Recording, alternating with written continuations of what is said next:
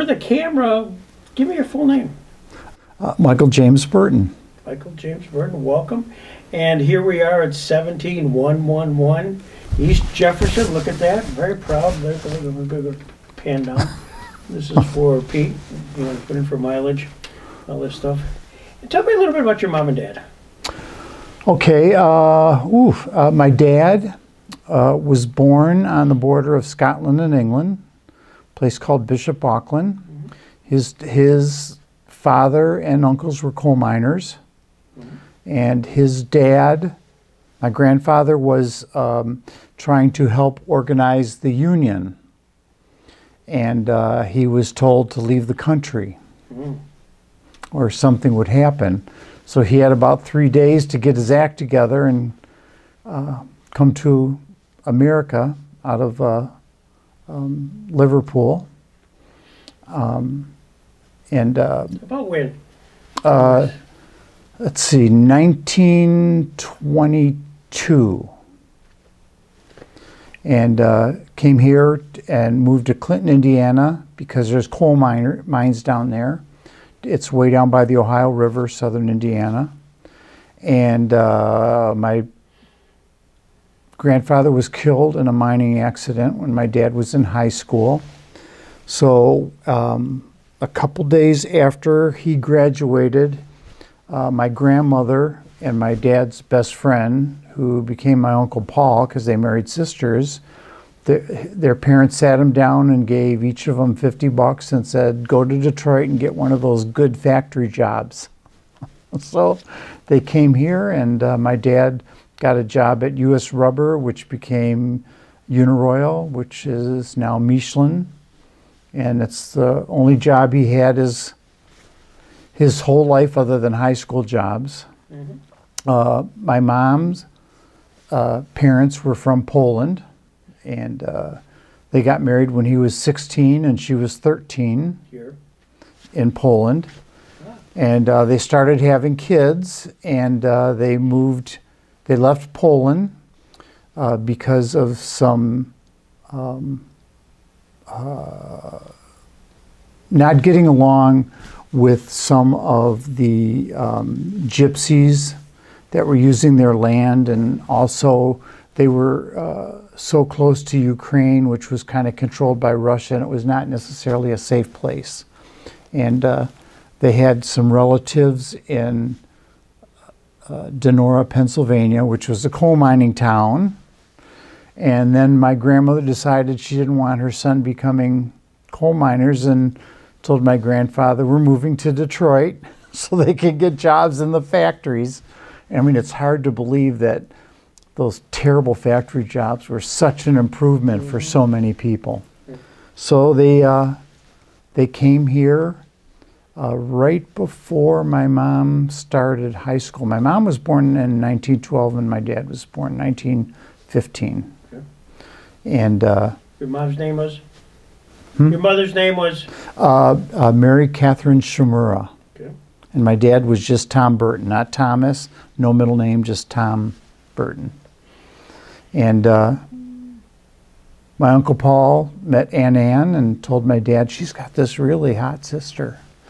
So he arranged a blind date, and my mom's criteria was that he didn't smoke, he didn't drink too much, and he knew how to dance. Yeah.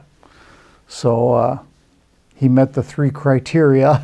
So they ended up getting married in 1939. And then eventually he went off to war, and she saved all the money because my mom and all her sisters worked at the Ferrymore Seed Company in downtown Detroit. Okay. And some of them actually counted the seeds as they would slide them into the packets. And then lick the packet shut and next. And that was the job they started out with. But one of my aunts went into the data area and went into data processing, oddly enough. And the other ones went into the accounting department.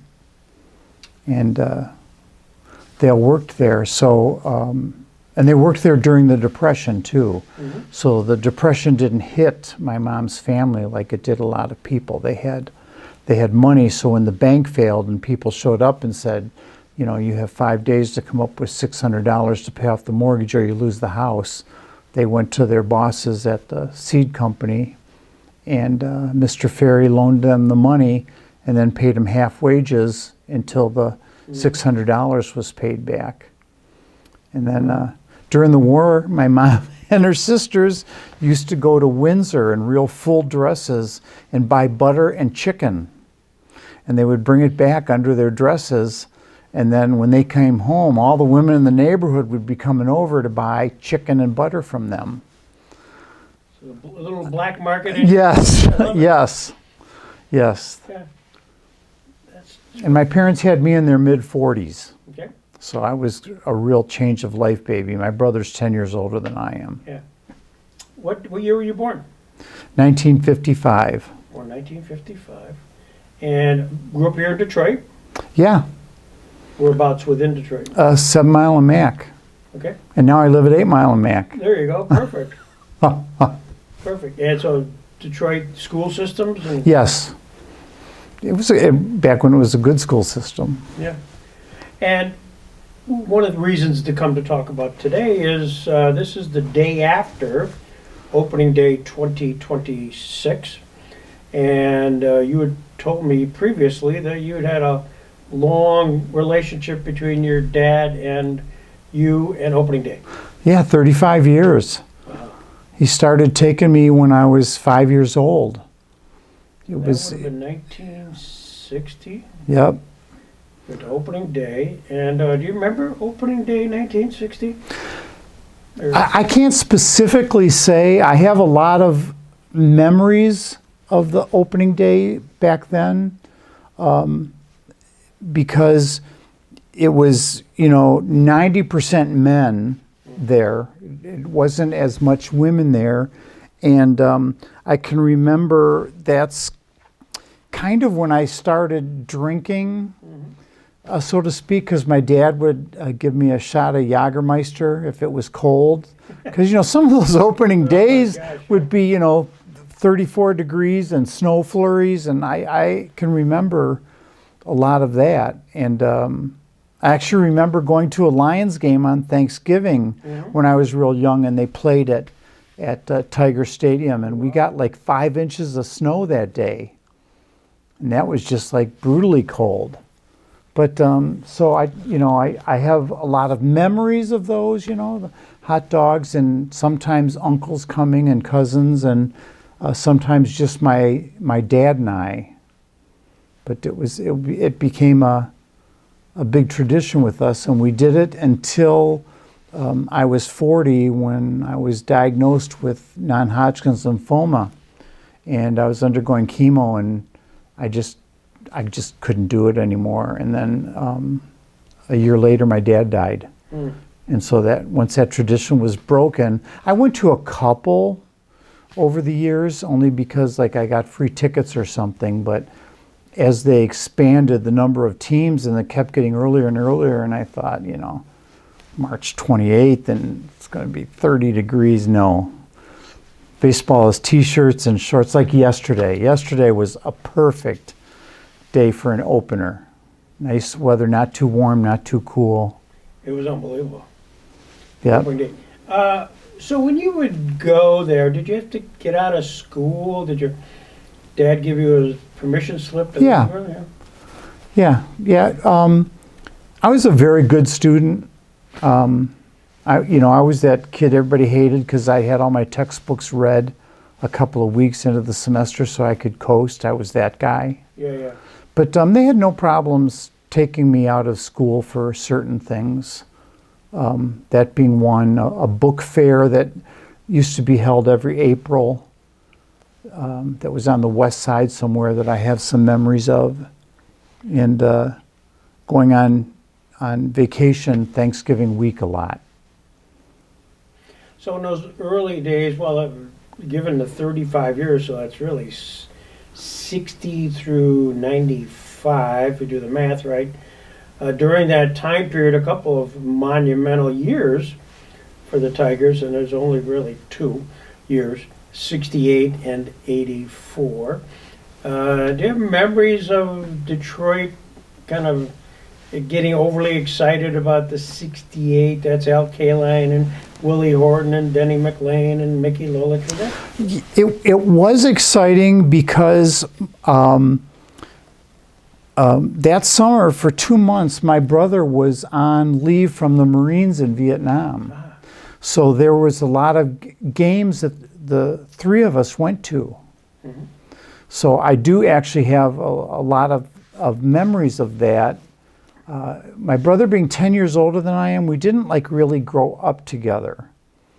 I mean, we were in the same house, but 10 years apart is just different worlds until you really become adults. And so by then I was more coming into my own as a human being and spending time with my brother and my dad, and that was exciting, going to those games. Especially my dad loved afternoon games. Mm-hmm. So So they actually won the world championship in '68. Do you remember celebrating or anything extraordinary? I remember a lot of bad things that happened that made the news. You know, cars being burnt and things like that. They didn't necessarily, the news didn't cover, you know, all the parties in the bars or fireworks going off or people out in the street blowing horns and stuff. They covered the bad stuff because that sells ratings, and ratings equals money. So that's the kind of stuff. So I remember a lot of that type of thing. But I also remember more people, neighbors and that, staying home or watching the games, bringing a TV out to the backyard or in the screened-in. For the antennas, the rabbit ears? Yes.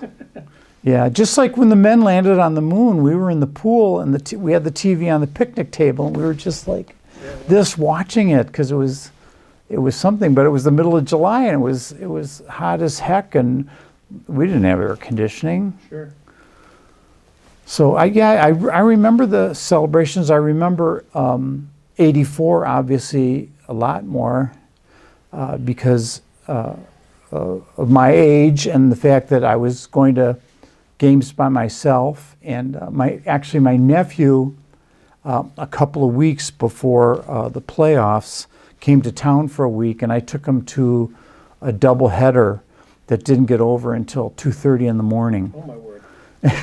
And I brought my 12-year-old nephew home to my parents' house at 2:30 in the morning, and they wanted to just skin me alive. And there was no cell phone. They couldn't get a hold of me. And it's like my mother was all, and I'm like, well, if you turned the radio on, you would have known because of rain delays we were still there. Well, you should have come home. And I said, I don't have to get up. He doesn't have to get up. Great. That's a great story. As a Detroiter, whether it's football, hockey, baseball, were there heroes that you had growing up? Were there posters you had on the wall? You know, anything like that? Not allowed to have posters on the wall. Ah, okay. I had strict parents. They had that strict European mentality. Well, I liked hockey a lot. And my dad was an easygoing guy, but when it came to Saturday night, he put his foot down and told my mom the TV was his, because hockey night in Canada was on.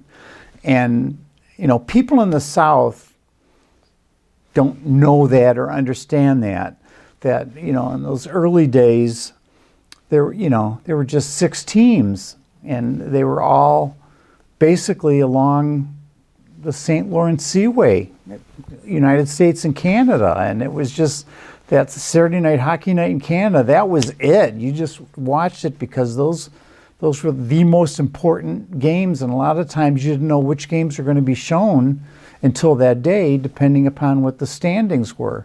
You know, they may have been planning to show Buffalo and Montreal, and both teams were tanking, so they switch it to Toronto and Detroit. So Alex Del Vecchio and and Gordie Howe, of course, and Tim Horton. Mm-hmm. I like Tim Horton because I like the name, because it related to Horton Hears a Who.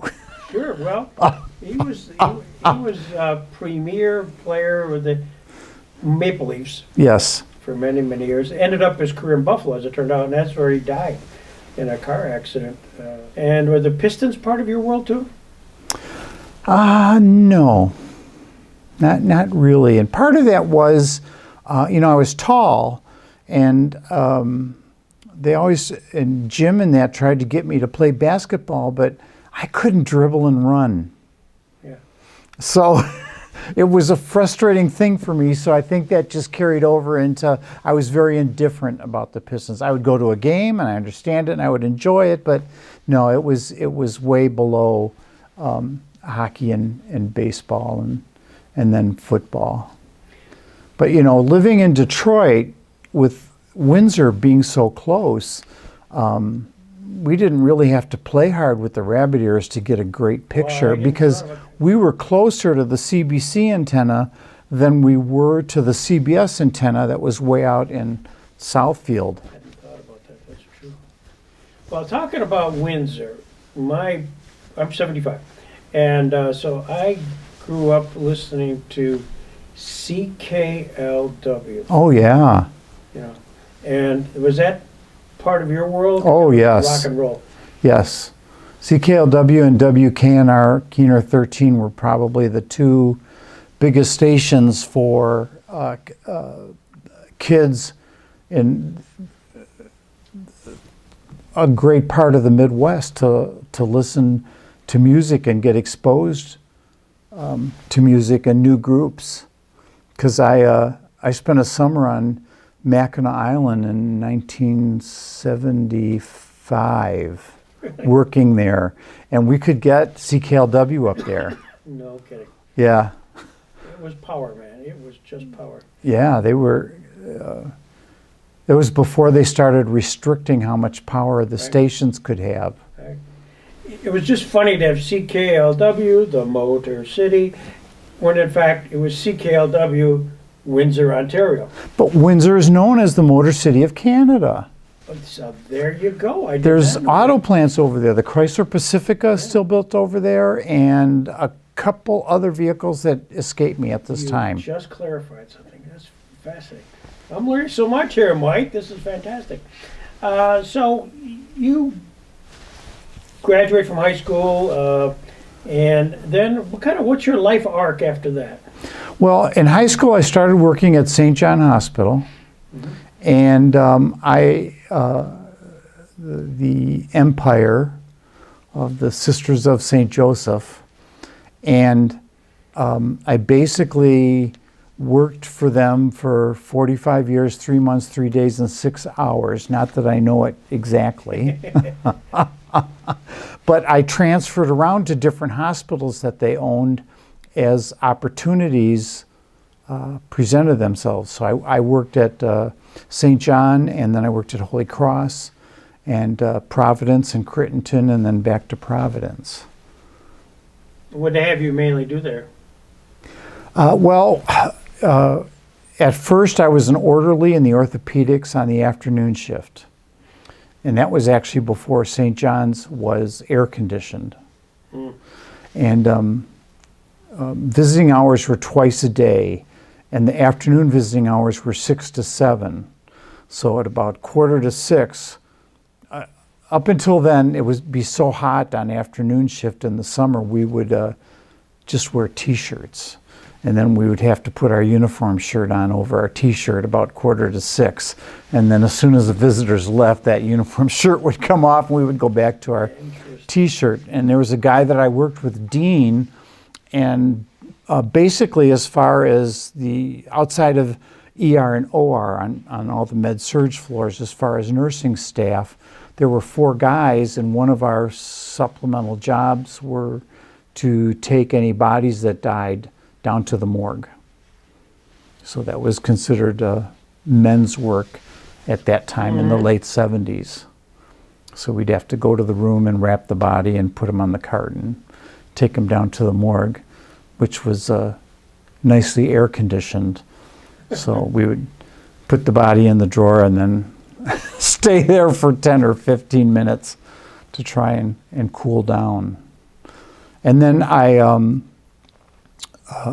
transferred to the ER, and then I had an opportunity to work midnights as a supervisor in the registration area. And that took me more into the business end. But I was always in the business end that closely related to patient care, ER registration, patient registration. And then the last 20 years, I got into the business part of the chemotherapy and antibiotic infusions. And then the very end, I became an insurance coder. I would audit the charts and take the charts back to the doctors and nurses and say, it should say this instead of this so that we can bill this, and do all of that. And that's a critical part of the economics Yes. of a hospital. Yeah, it was. My boss brought me into that position because I can be very pragmatic and logical, and the doctors and nurses would listen to me and not be offended when I was correcting them. Yeah. And it increased the revenue greatly. That's critical component. Yep. So kind of in the healthcare area, is where you were principally focused? Yeah.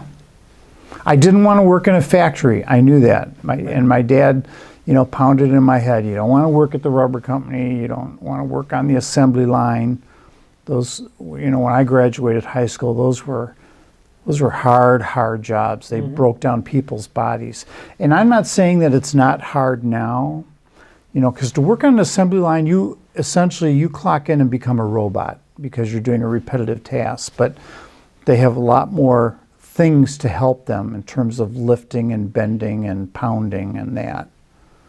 But it was a lot more brutal back then, and I just knew that I couldn't turn my brain off and do that. And I liked working at the hospital. It was 8 blocks from home, so it was I would walk a lot of times when the weather was nice. Fantastic. And you continued that, and then you were talking earlier that you got a prognosis and had to deal with that. How long did that kind of take from prognosis? You kind of. You look great, by the way. Thank you.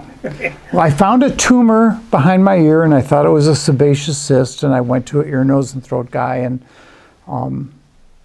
had to have him remove it. And he called me that night at home and said, "How you doing?" And I knew something was wrong. This is the bad thing of being in healthcare is you have too much knowledge sometimes. And I'm like, "I'm doing good. I'm fine. I'm going to go to work tomorrow. Why are you calling me?"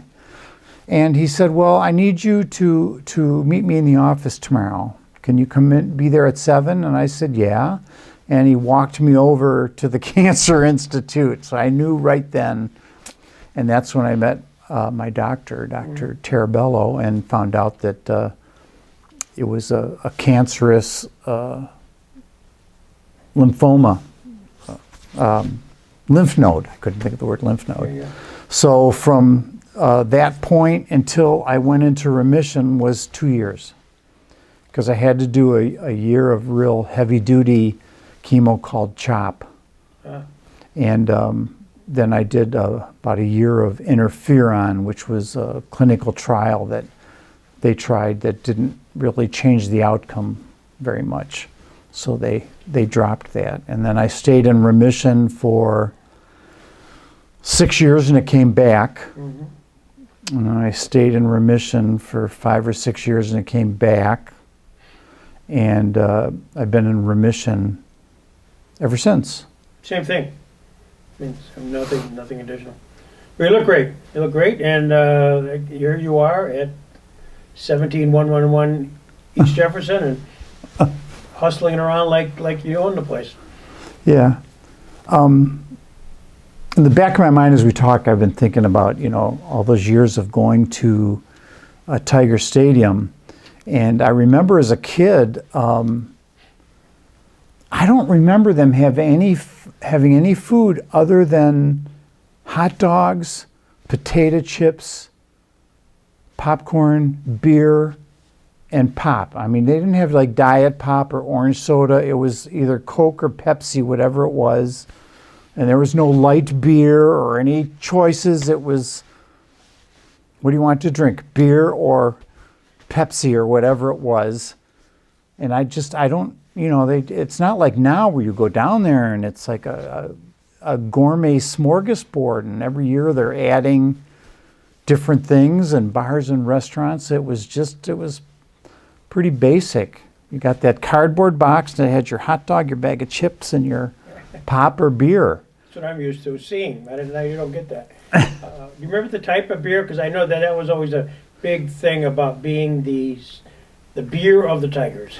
I think when I was a kid it was Stroh's, because Stroh's was brewed on Gratiot. They had a brew house really? on Gratiot by Eastern Market. Big, huge building, beautiful building, because the inside was all Pewabic pottery tile, which is a real famous local tile from down on Jefferson. In fact, most of the People Mover stations are Pewabic pottery tile. And one time my friends and I would take a day off of work and we would do tours of Detroit. And I took them on a tour of all the People Mover stations and explained all the artwork and the tiles and the process of making. And then we went to a bakery that was run and staffed by prisoners that had been let out, living in halfway houses, and it was a whole day thing. But I'm pretty sure it was Stroh's. Do you remember 1967? That would have been the riots. You'd have been 12, a little bit young, but was that a conversation at home? Your dad and mom talk about what was going on? Well, actually, we were in Pennsylvania Okay. visiting my mom's relatives, and we were staying at some resort that had this huge swimming pool, because on vacation, I liked to go swimming, and I liked cheeseburgers and French fries. I like to. You're my man. And I remember that we were there, and my mom got a call from her sister who lived not too far from us and said, you need to watch the news and see what's going on, and explained about the riots. And there were tanks on Kercheval at the border by Alter Road there, because they wanted to make sure that it didn't spill out of Detroit. Mm-hmm. And we basically packed up and drove home. I'm not sure what we would have done, but my parents just felt the need to cut the vacation short and come back here. And I just remember, there was a curfew, and normally as kids you have free run of the neighborhood, and we were real close to 3 blocks from a large park, Baldock Park, that had a sledding hill, and my friends and I, we were forbidden to go there. We had to stay within sight of the house, because they didn't know where things were going to go and what was going to happen. And probably in all of our parents' minds, it was like, are we just going to have to all of a sudden jump in the car and take off or whatever? Yeah. It was and you could hear a lot at night, because again, no air conditioning, the windows were open, and you could hear gunfire, and you knew things were going on. And then we had a lot of neighbors who were cops and firemen, and they were coming home with stories, and made it sound like almost like World War III in Detroit. Yeah. And I'm digressing. I shouldn't be on the tape here, but I did interview Willie Horton of the Tigers, who in fact was there in 1967 in uniform, trying on his car, top of his car, to say, "Stop it, relax, be cool." And so he's well known for the effort. It didn't change anything, but he's kind of renowned for going right in the middle of the hood and trying to make it happen. I digress. But you know, sometimes you have to try something and it works, and sometimes you Absolutely. don't. And he's, in a way, he's a better person for having at least tried to bring the narrative down. Because it just, you know, the perspective of the riots, of where you lived and even what color you are is very different. Right. You know, it's real easy to have grown up out in Sterling Heights or Port Huron, and to you it was just whatever you saw on the news, as opposed to people who lost businesses or their homes. So we have you here today, and you've at least thought you accepted my invitation to come down here today. In anticipation of that, was there a question you thought I might ask that I haven't yet? No. I wasn't really sure, you know, how free-ranging this is going to go. I wasn't sure if you were just going to ask me different questions about, you know, the Tigers and Tiger Stadium and the move to Comerica, and, you know, because there were so many people that were upset about that, and I was all gung-ho for it because, yeah, there was a sense of history and tradition there, but, you know, the place was in sad shape, and there's a lot of bad sight lines, and, you know, there weren't enough bathrooms, and, you know, although I always thought that it was interesting parking because you were always parking in a neighborhood somewhere, and there were always people selling peanuts and stuff off is their that right? porches, and Yeah. or cans of beer, so you could drink a can of beer while you were walking to the stadium and trying to make money, or covering their lawn with cars. Yeah, that's interesting. Was that now the area that the Michigan and Trumbull had? Was that called Corktown? Yeah. I mean, I'm trying to do my memory here. Well, that's because a long time ago, it was where the Irish immigrants that came to this area lived and built those thin homes in that area. Gotcha. So that's how it got that name, from County Cork in Ireland. Oh, Mike, you've been fantastic. This has been a lot of fun. Sure, there's not another question I should have asked you. No, I can't think of anything. Years from now, everybody will wonder. I have a million stories having grown up here, and I've always liked exploring the city. My friends and I have. That was how I ended up driving minivans, because there was always 5 or 6 of us, and we needed the room.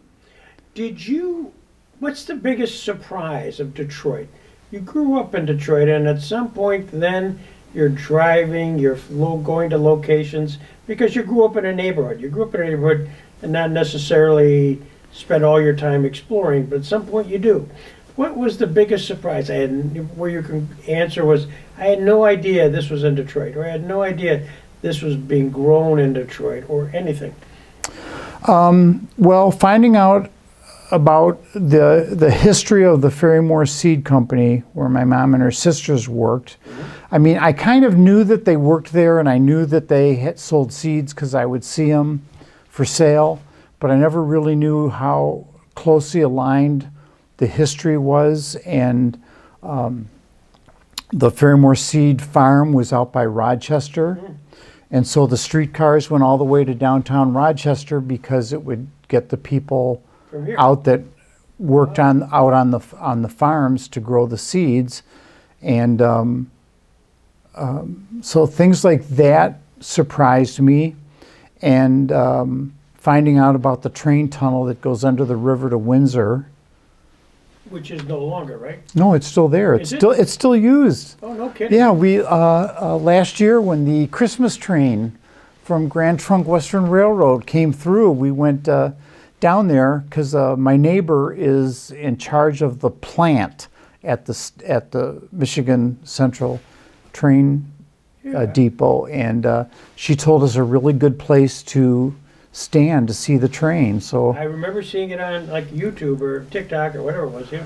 yeah, so that tunnel is used a lot, and it's my understanding they want to shave 6 or 8 inches of concrete off of it and then fiberglass it so that Via Rail and Amtrak will be able to bring train cars through there because they want to start a Montreal to Milwaukee train service. Really? Yeah, Through Detroit.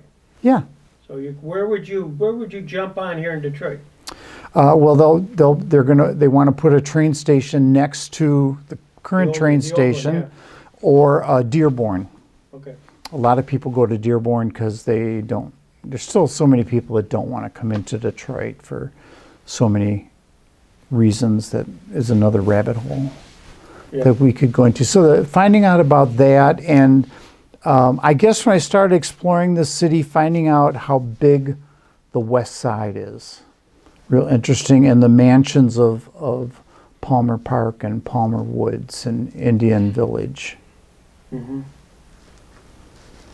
But I don't know that there was one Sentinel thing that was totally shocking.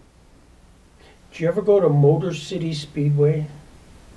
Yeah, my brother took me. Did he? Is that the one Sibley at Dick's? Sunday night! You got it! Precisely. I was Yes. listening to that. I go, My brother liked that, and he took me there a couple of times. Sibley at Dick's. that was so ingrained in this, on the radio program. Yes. CLW.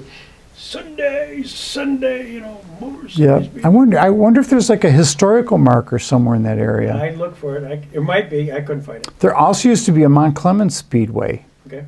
where the Gibraltar Trade Center is. Oh my golly. So, yeah. You're really attacking me. Because Big Daddy Garlitz, Daddy Garlitz was his last name. And I'm trying to think of the funny, but it was just one of those, Big Daddy. He's coming here. He's the featured, which was, by the way, for the camera, it was drag racing. It was drag racing. Yeah. Not speed car or NASCAR or anything like that. It was drag racing. So you were there. You Yep. were there. My golly. Talk to me about it. What was it? A big grandstand? How did it? Yeah. How did it lay out? It was a grandstand with the track in front of it. In fact, I think there were seats on both sides. But one side was better than the other because of the sun. Yeah. You wanted the sun kind of behind you as opposed to in front of you. And it was noisy and smoky, and Sunday.